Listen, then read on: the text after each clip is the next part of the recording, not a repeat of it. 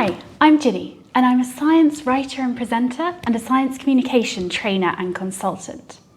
I've always been obsessed with stories.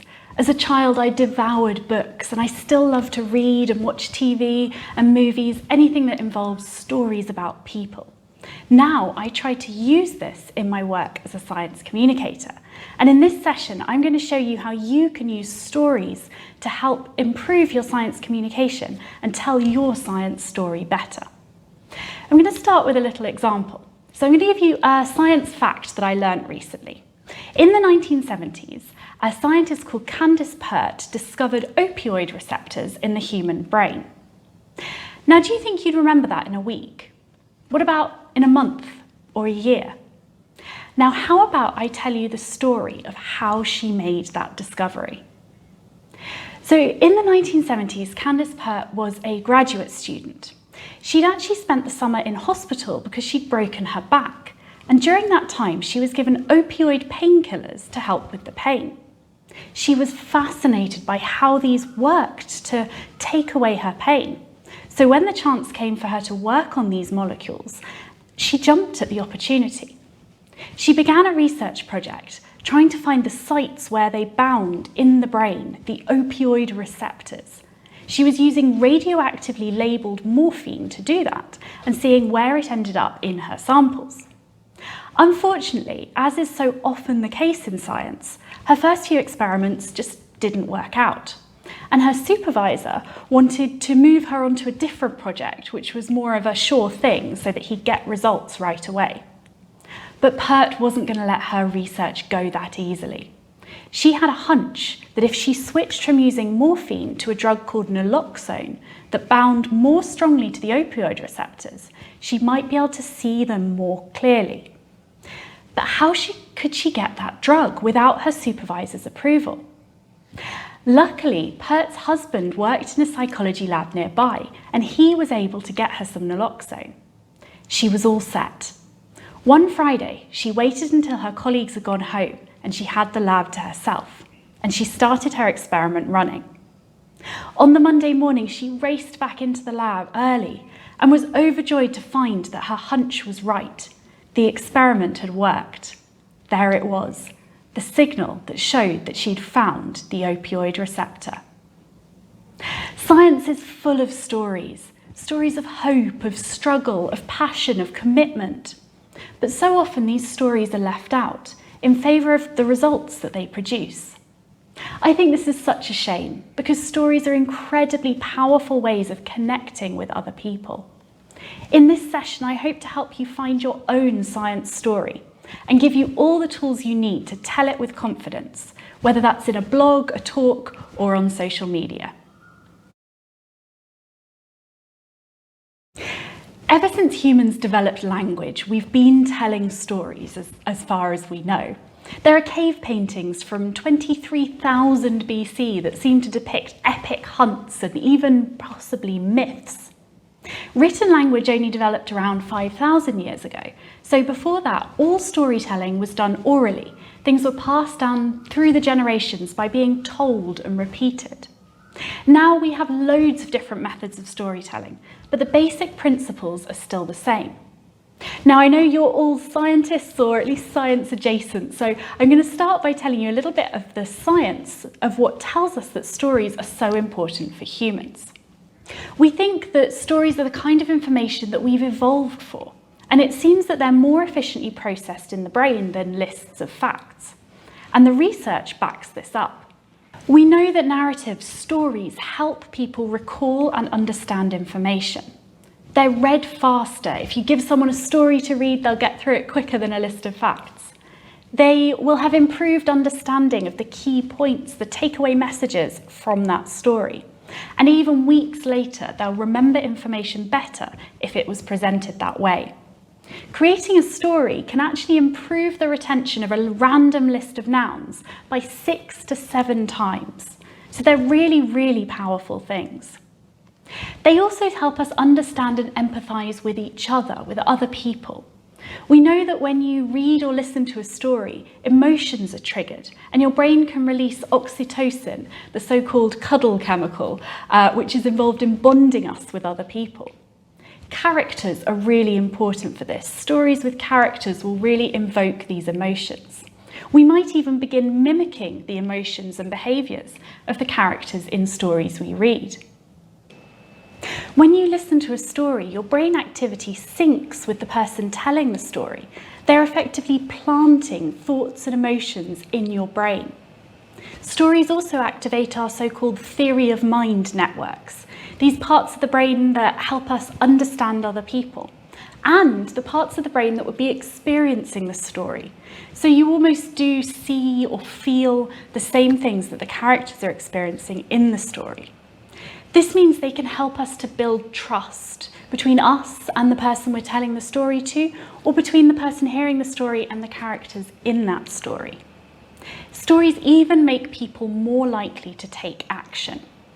So if you think about what you want to achieve when you're doing science communication, you'll probably find it's one of these things: helping people understand, helping them empathise, helping them remember, helping them change their behaviour. Whichever of these your goal is, stories can help you get there. I want you to have a think about a really good story, a story that you loved, whether it was a book, a film, a TV series, a podcast, whatever it was. What made it such a great story? Stories come in all sorts of different forms, but there are some similarities that kind of run through and form the backbone of pretty much every story ever told. The first one is that good stories have a beginning, a middle, and an end, and something happens to move you from one to the other. Stories are normally about someone trying to achieve something and the problems that they face in getting there. You start with a setup that gives you the background to the story and might include a kind of turning point that initiates them going after that goal. So in our example that I gave you at the beginning, that turning point was Pert breaking her back and experiencing opioids and wanting to know how they worked. The middle of the story is where the conflict usually happens. What's stopping your hero from reaching their goal? The best stories get us curious, get us excited and emotionally involved, and they have an element of tension. This can be a conflict between two people, an accident, a problem, just something that isn't quite right. So in our story, that was Pert's supervisor stopping her project, thwarting her plans to discover the opioid receptors. Then at the end, of course, we have to have a resolution, a wrapping up, and in our example, that was her finding them anyway. There are lots of different kind of suggestions for how stories can flow, but one of the most often used is Freytag's pyramid. So that looks a little bit like this. It starts, as we said, with a bit of background, kind of setting the scene. Then you have an inciting incident that starts the hero's journey. You have your rising action, where things get more and more intense until the hero reaches the point of no return. There's the climax, the big showdown, something major that happens. Then you have your falling action. What happens as a result of that climax? How has it changed the character? And finally, your resolution, your wrapping up of what's happened. Now, I'd like you to have a think about this shape and think about whether it fits the story that came to mind when I asked you to think of a great story. Was this exactly how it worked? It's quite interesting to think about because this was actually developed to explain Greek myths and plays and Shakespeare. And in a lot of cases, those do follow this pattern. But modern stories don't always. And it's quite interesting to think about whether the middle really is the right place for the climax. A lot of the time, actually, in modern stories, we put the climax closer to the end because, well, why would you bother keeping watching if you already know kind of that main thing has happened? So the reason I'm giving you these tools is not because I think you need to follow one of these structures rigidly. It's just that by understanding them, you can kind of play with them a bit more easily. So you kind of have to know the basics and then you're allowed to break the rules. A few more tips for really great storytelling. It's important to think of telling a story as like creating a movie inside your audience's head. You need to tell it in action scenes. Tell us exactly what's happening. Get granular with the detail. Give us all that information. What did it look like? What was happening? Who was there? What did they say? How did they feel? Give us all of that information that we want in order to understand the story and the characters in it. There was a lovely quote I found which said, "Drama is anticipation mixed with uncertainty." There's that concept of you kind of know what might happen, but you don't know if it's going to. And that's where we get that conflict, and it's really, really engaging. The best stories infuse wonder. We want to hang on every word that you're saying because we're so gripped by the story that you're telling us.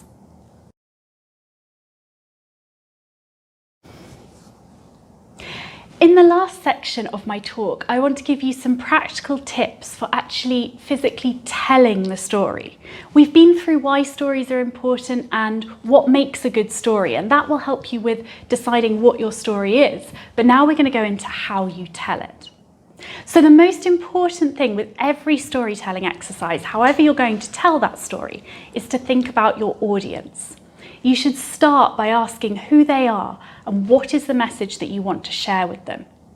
You've got to think about understanding and adapting for different audiences. What's their age? What's their level of background information? What are their interests? What are they hoping to get out of that interaction? If you start with that, that will give you a really good foundation to make sure your story will really get their attention.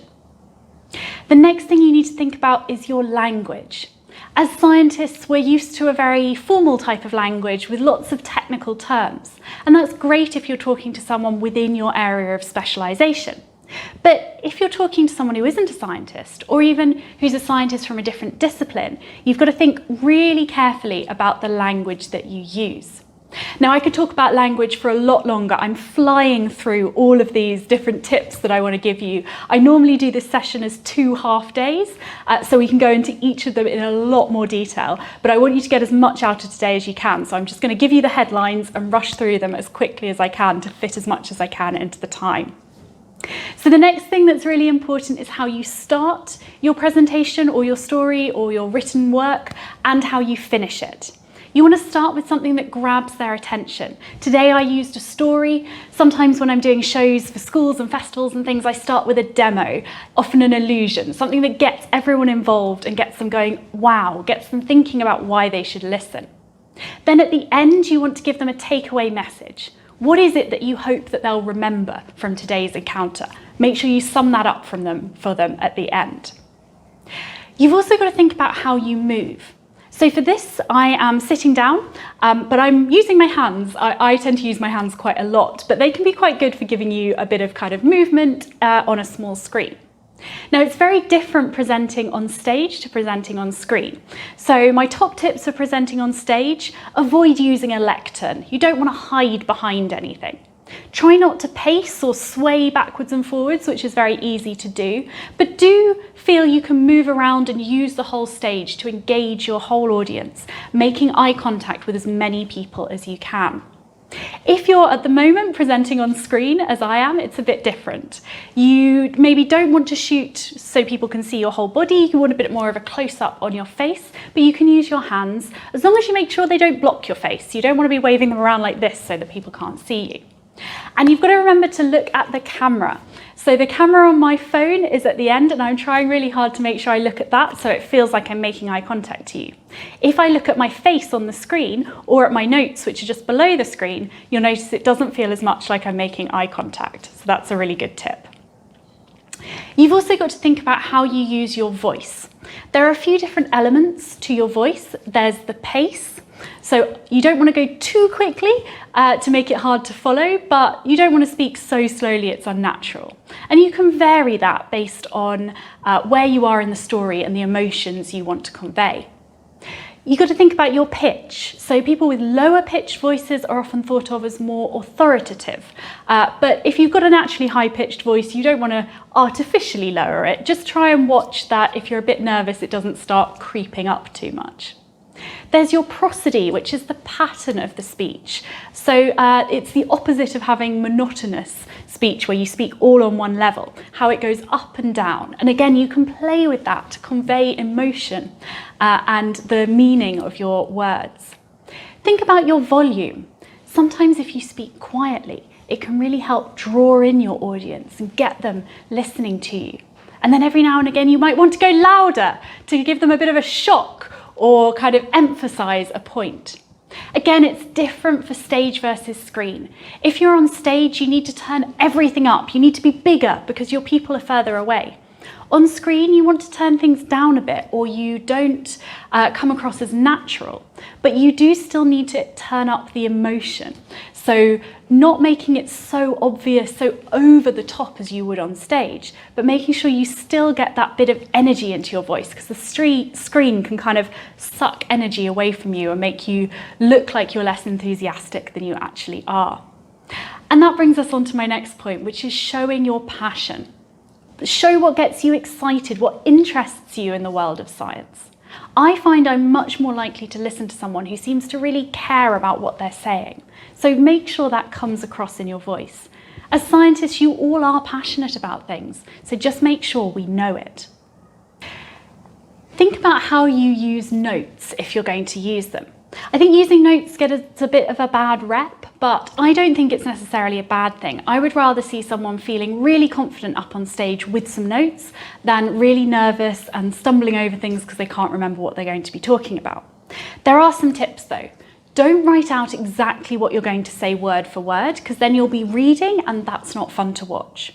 Instead, write some bullet points. That's what I've done for this talk. I've got them on the screen just below my phone so I can glance down and see what it is that I'm meant to be talking about next. But I've just got sort of headings to remind me, not the whole thing written out. And I would highly recommend, if you're on stage, that rather than having those notes on one big piece of A4 paper, which can flap about, cover your face, if you're nervous, it'll show that you're shaky, get them on little cards. They're much less distracting. So some notes is fine as long as you don't read off them exactly. Think about how you use slides and visual aids as well. It can be really tempting to put all your information on a slide, but people can't read and listen at the same time. So bullet points, headlines is great, diagrams is great, but don't let them distract from your message, what you're saying. The only caveat there would be for people with hearing problems, where sometimes having captions and that kind of thing can be really useful, but it's just worth thinking about how that's going to affect the way you present. Make sure you're careful with colours as well. I see so many bad charts that just wouldn't work for someone with colour blindness. So make sure you use your colours in your presentations effectively. It's important to remember that everyone has a different style when it comes to presenting. And I've given you some general tips here. But the most important thing is to try things out, have fun with it, and develop your own style. I know fantastic presenters who are very quiet and controlled. I know fantastic presenters who are very loud and over the top. And there's all sorts of ways of doing it, of being a presenter. It just takes a bit of time to work out how to show your personality, which storytelling elements fit best with that, and how to develop your own personal style. One thing that comes up a lot when people are presenting on stage or on screen is nerves. I still get nervous, particularly when I'm doing something new. But I've got a few sort of top tips that can help you handle any nerves you might have. The first is to know what your nervous habits are. So I noticed early on in my presenting career that if I wore my glasses on stage, I was constantly fiddling with them. So I stopped wearing my glasses. I wear contact lenses instead if I'm presenting, and then I can't fiddle with them. So have a think as to what your nervous habits are and if there's any way you can avoid them. Think about your breathing, particularly just before you go on stage. You can take a few deep breaths just to center yourself in that moment. It sounds a bit cliched, but it really, really works. You can even do it when you first step out on that stage. Don't feel you have to speak straight away. Taking a deep breath first can make you look and feel really confident. Make sure you're prepared. There's nothing worse than arriving at an event in a hurry, trying to plug in your laptop, get the PowerPoint to work, and you're on stage. Get there in plenty of time, so you've got time to take a few moments before you go on and kind of center yourself and make sure you're ready for everything. When you're practicing, and do practice out loud. You might think reading your script in your head is the same, but it really isn't. Everything works differently when you say it out loud, so make sure you're practicing speaking, whether you record yourself, you do it in front of your dog, or just to an empty room. Just do it out loud at least a few times before the actual event. And remember, no one is hoping that you fail. When you're up on stage, people generally want you to do well, and generally people are kind. And remembering that can really help take away from any nerves you might feel. So I have prepared a download for you that goes along with this talk. It's a worksheet that will talk you through writing your story. It'll get you to plan it out, think about all those elements we've talked about in this session, and by the end of that, you'll be ready to write a story that you can use as a blog, or you can record it as a video, or whatever you want to do with it. I really hope you find it useful. And I hope you found the rest of this session useful as well.